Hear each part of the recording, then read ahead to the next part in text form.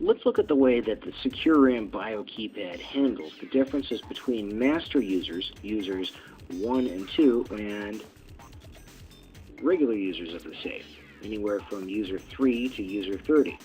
We'll log in first with user 1's registered fingerprint and take a look at what's available to them in the Select menu.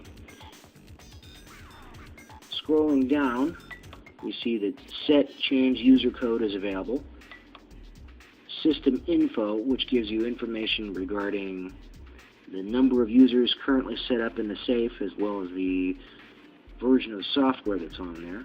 Scrolling down, we see Set or Cancel Time Delay, Delete All Users, Set Number of Doors, Recovery Code Set. You can actually set the code that would be used to remove all information in the keypad and wipe it back to default. Oh, our menu timed out on us. We'll try one more time.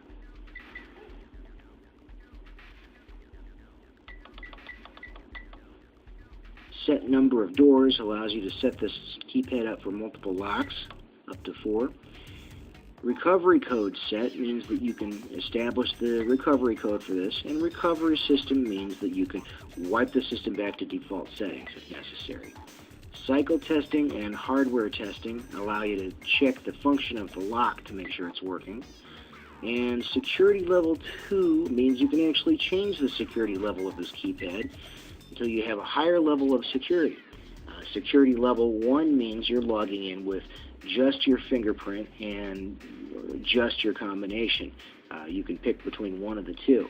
And of course, only users 1 and 2 can have a set combination for this keypad. Security Level 2 means that all users are required to use both a fingerprint and a 10-digit combination.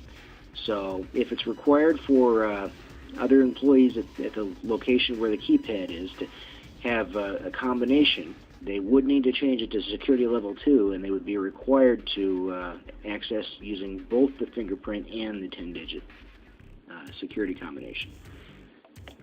Our menu timed out on us. Let's go ahead and look at the rest of the options for user 1, our master user.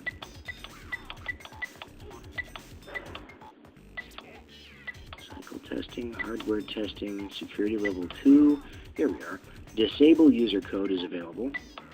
Enable user code is available. Disable user or enable user is available.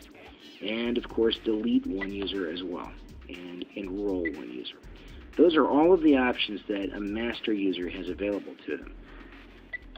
Now, let's back out of the Select menu. We'll go ahead and use my ID 3 finger. So, logging in as your regular user, let's look at the options that are available. In the Select menu, scrolling down, we've got System Info, the same info we saw previously, number of users and software version. We've got Recovery Code Set and Recover System.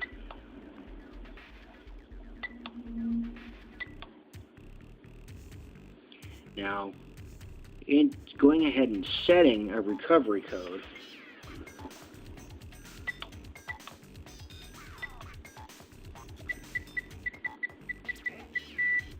actually requires you to have the existing recovery code.